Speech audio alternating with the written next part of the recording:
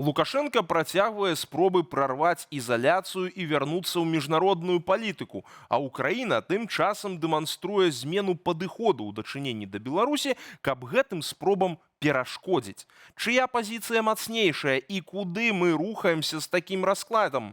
Зараз і будзем высвятляць. Добры вечар, вы глядзіце праграму «Тут і там». Мяне зваць Зміцер Міцкевіч, а сёння мае госці гэта Наста Ільіна, журналістка і вядоўца Белсату. Добры вечар. Добрый вечер. А таксама Еўген Магда, дырэктар Інстытуту сусветнай палітыкі і журналіст Слава ТВ. Добры вечар. Прывітанне.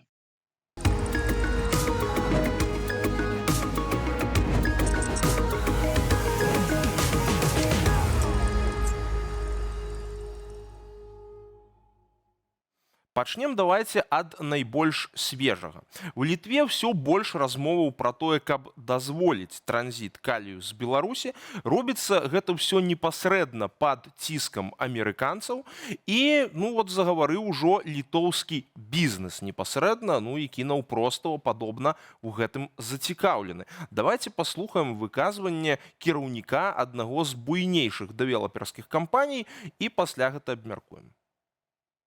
Я думаю, давайте пропустим гэтыя ўгнаенні, возьмем гэтыя грошы і накіруем іх проста на нашу абарону, адначасова заяўляючы, што мы катэгарычна не падтрымліваем Александра Лукашэнку і не ўхваляем ягоны рэжым. Мы падтрымліваем тых, хто змагаецца за дэмакратыю, што перашкаджае нам праводзіць такую палітыку. Давайте не будзем запрашаць Лукашэнку ў Літву, давайте не будзем запрашаць афіцыйныя дэлегацыі, але прагматычная выгода ёсць, давайте яе возьмем. І як гэта, Наста, па-твойму, разумець? Ці сапраўды ўсё ідзе да дазволу транзіту гэтага калію праз літоўскія парты і што гэта будзе азначаць для нас? Ведаеш, гэта такая першая ластаўка. Бізнес сапраўды пра гэта пачаў гаварыць, але не дзіўна, таму што мы жывем у такім свеце, дзе палітыка стала такім інструментам эканамічнай выгоды. Так, мы чуем ад Трампа «діл-діл», вось такой мовай і пачаў гаварыць і літоўскі бізнес.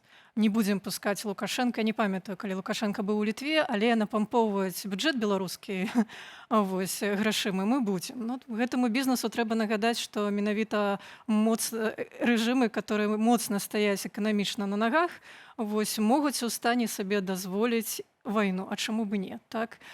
Гэта даволі небяспечна, але жывем у такія часы, таму я не здзіўлюся, тым больш, што вось тут узгадваеш ты Амерыку.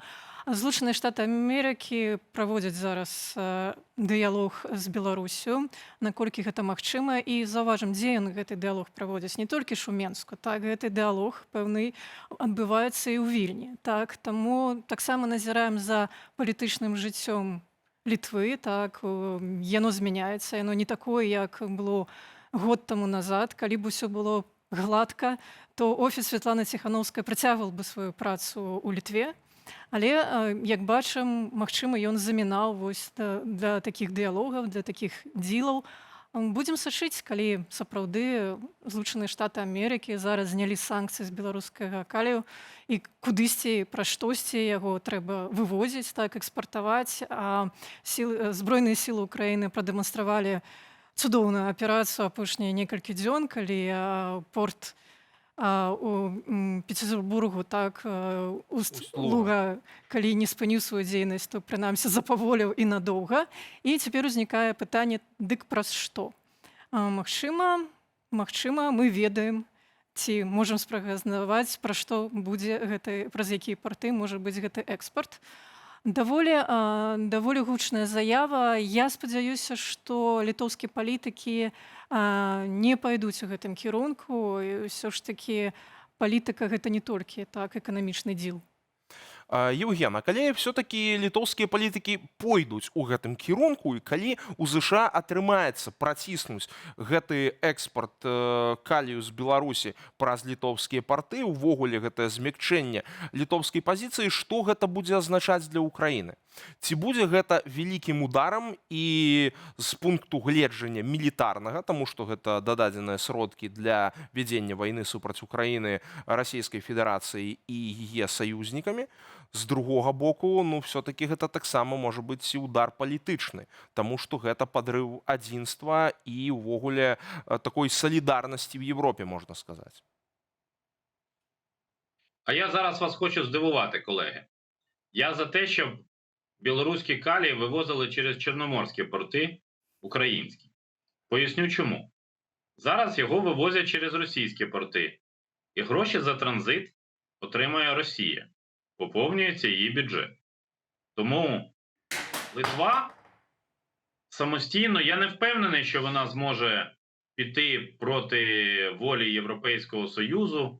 А Європейський Союз, мені здається, достатньо добре розуміє, що з одного боку побажання Трампа – це добре, а з іншого боку це не зовсім цікаво, бо вони економічні конкуренти. Україна має досвід договору з дияволом у 2022 році, зернова угода. Пам'ятаєте таку? Було таке складне підписання через Туреччину і Організацію Об'єднаних Націй. Українські представники, російські підписували угоди окремо, одні й ті самі. Але чому? Чому нам це потрібно? Тому що Україні на сьогоднішній момент потрібні гроші. Формальні обмеження? Ну так дипломатичні відносини з Білорусі ніхто не розривав. Хіба не захоче приїхати кілька дипломатів білоруських до Києва, щоб отримувати подвійну чи потрійну зарплату за роботу в умовах бойових дій, як, можливо, отримують їхні західні колеги? Торгівля з Лукашенком, мені здається, в Україні теж мало кого лякає. Тому я, наприклад, виступав би за те, щоб калій вивозили, калійні добрива вивозили і через Україну. Ну, Тому гэта що падобна у нас- ідэя амерыканцаў. Гэта падобна тое, што яны і прасоўваюць, ну, маўляў, такім чынам мы дыверсіфікуем, нібыта в расійскім бюджэце будзе менш грошай. Но але штосьці падобна, зноў жа, што прыбытак для самога рэжыму Лукашэнкі і зноў жа для адпаведна яго расійскага сюзерэна тут будзе большым, чым нейкія прыбыткі для боку украінскага, ці не так? Ну, ці літоўскага, фактично. Наскільки я розумію, зараз, коли санкції знято з Міністерства фінансів і з Банку розвитку, то білоруський бюджет може отримувати доходи в доларах США, і там же далі постає питання, куди і як він буде спрямовувати. Я припускаю, що коли Лукашенко після звільнення 250 в'язнів говорив про великий договір, big deal, то він мав на увазі не просто певне звільнення в'язнів, але й певні зміни своєї внутрішньої і зовнішньої політики. Я бачу, що в логіці Вашингтону, у всякому разі адміністрації Трампа, є певна матрьошка. Спочатку відірвати Лукашенка від Путіна, потім відірвати Путіна від Китаю. Потім треба відірвати, мабуть, Китай від Великої Китайської стіни, але тут може закінчитись каденція президентська Трампа, і на це може не вистачити часу. Ми живемо в настільки турбулентному світі, що уявити багато речей дуже складно. А ситуація, яка на сьогоднішній момент існує, вона потрібна, ну, за великим рахунком, тут і зараз.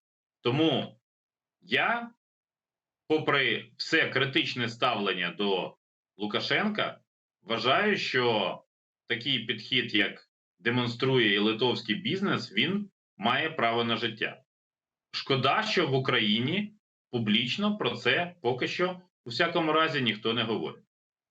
Вот. І тут ми падыходзім яшчэ да аднаго цікавага пытання, таму што раз мы загаварылі пра украінскую пазіцыю, то ці не здаецца нас табе, што якраз такі, ну вот ужо цяпер апошнія дзеянні украінскіх уладаў паказваюць, што будзе адбывацца змена парадыгмы ў дачыненні да Беларусі і палітычная пазіцыя як мінімум будзе сінхранізавацца з еўрапейскай. То бок якраз такі будзе рабіцца ўсё наадварот дзеля таго, каб гэтай легітымізацыі Лукашэнкі перашкодзіць. Чаму ты так думаеш? Ну вось зноў жа ёсць знакі сімвалічныя. Тое ж самае віншаванне Зеленскага беларусаў з днём волі, там віншаванне украінскага МЗСу, таксама цікавыя выступы на форуме шлях да волі ў Кіеве. То бок гэта ўсё неяк акумулюецца разам, плюс зноў жа падтрымка Украінай ужо ўсё ж такі намаганняў па прыцягненню Лукашэнкі да крымінальнай адказнасці. Здаецца, што гэта ўсё ўкладваецца ў пэўную такую, ну, пэўны кірунак палітычнай дзейнасці, назовем гэта так. А я вот бы падкрэсліла, як ты сказаў зараз сімвалічна.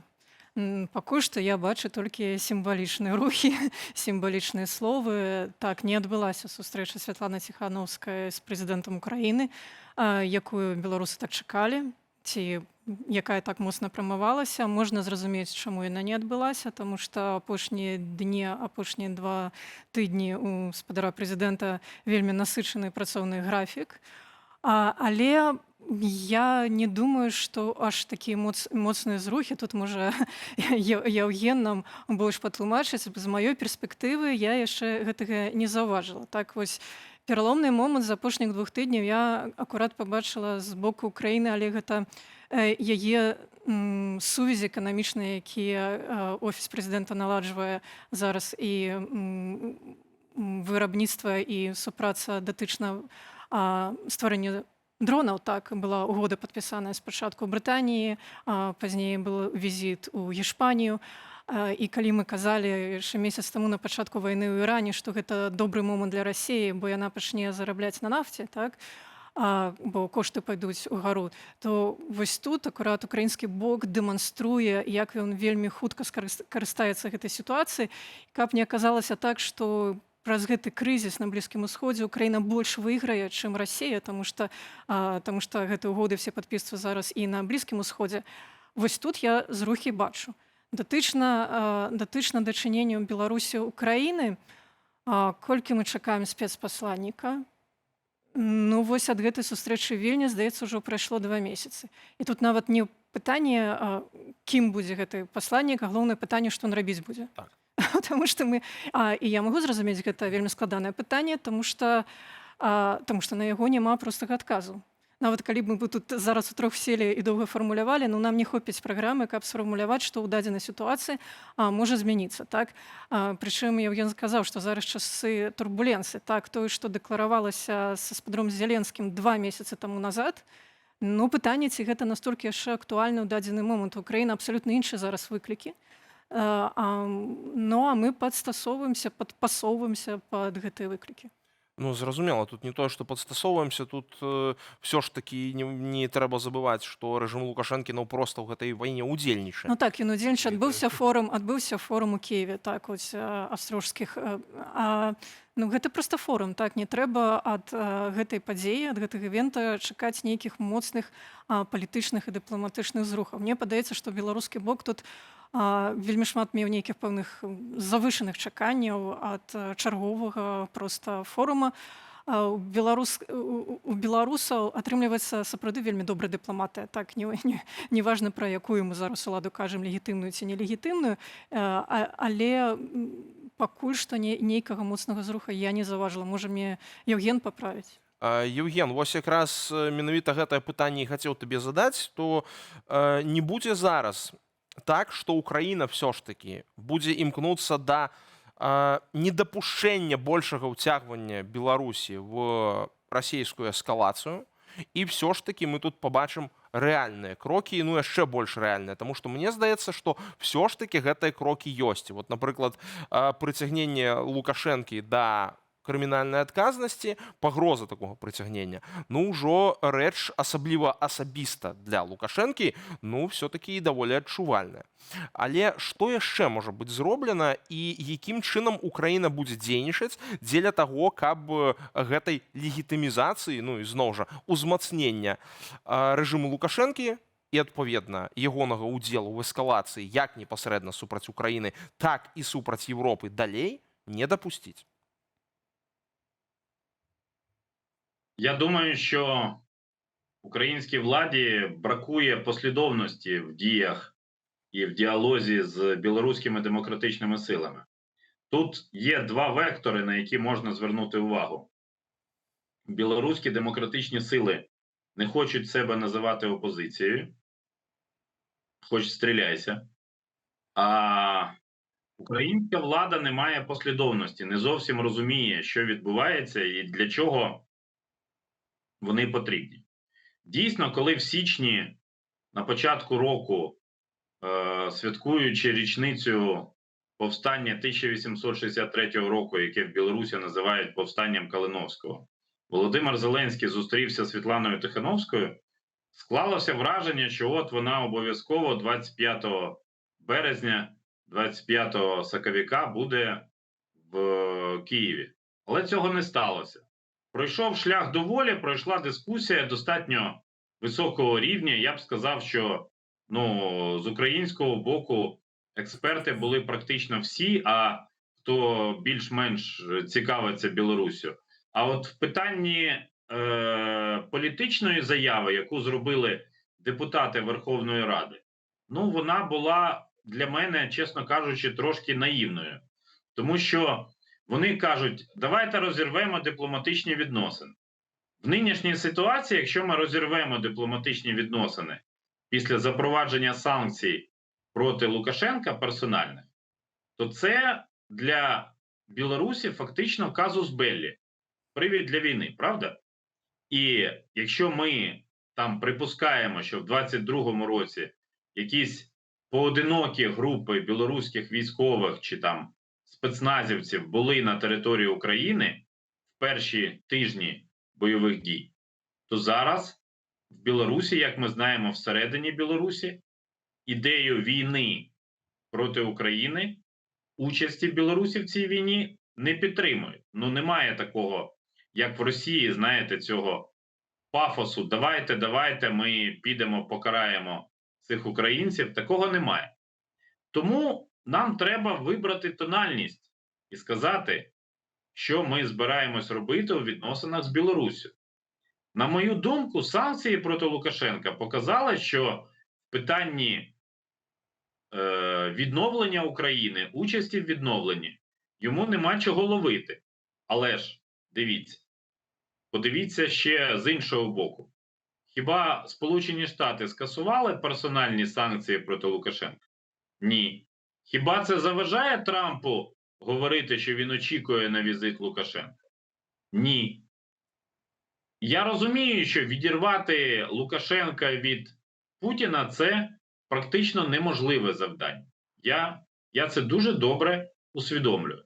Але пробувати створювати тиск, намагатися йому різні плюшки пропонувати, я вважаю, що це просто необхідно. Вось і тут якраз Наста да цябе пытанне пра гэты самы ціск, тому што мы бачым на гэтым фоне адбываецца запрашэнне там да Лукашэнкі асабіста ад Трампа прыехаць в Злучаныя Штаты, саміт гэтак званай Рады міру.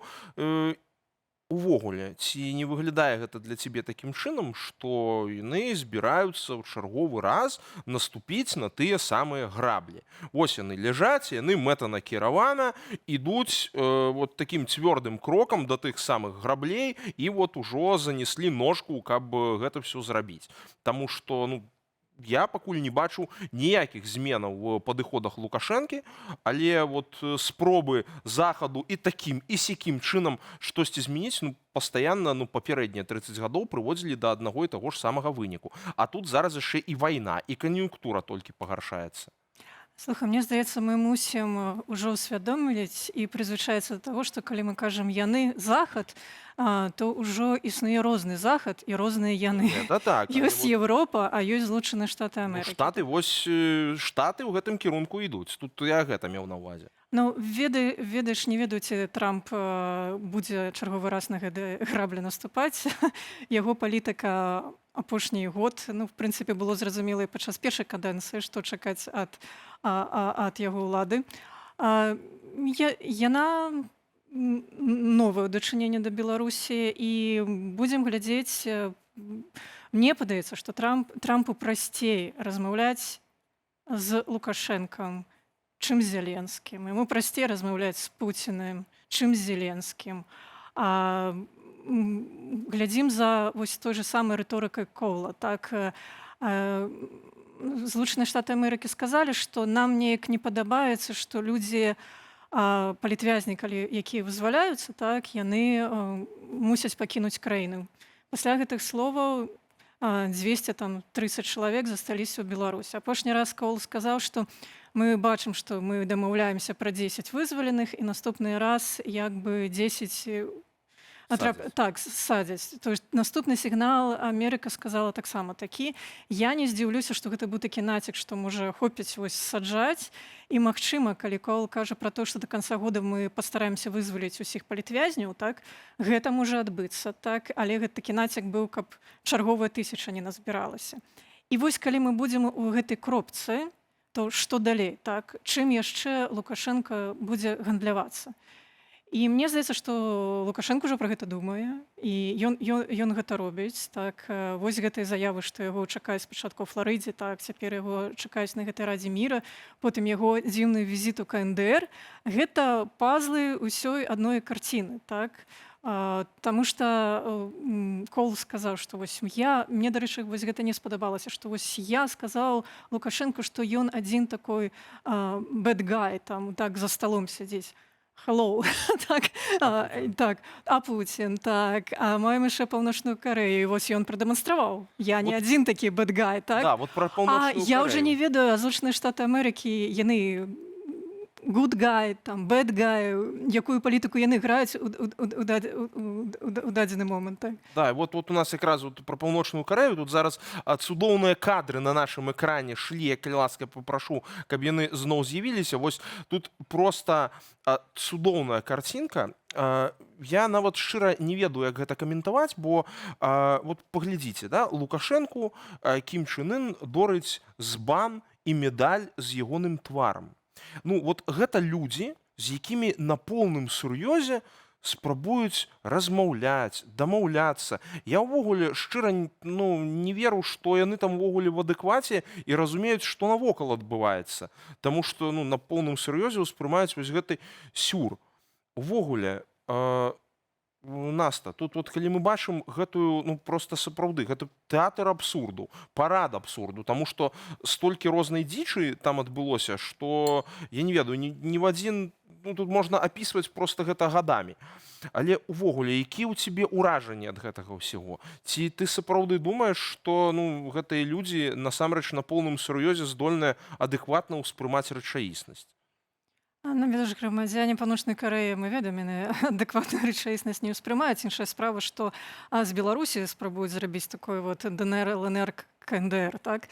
Таксама гэта рэчы ўспрымаліся менавіта так. Датычна гэтай вазы. Ведаеш, мне спадабалася гэта ваза.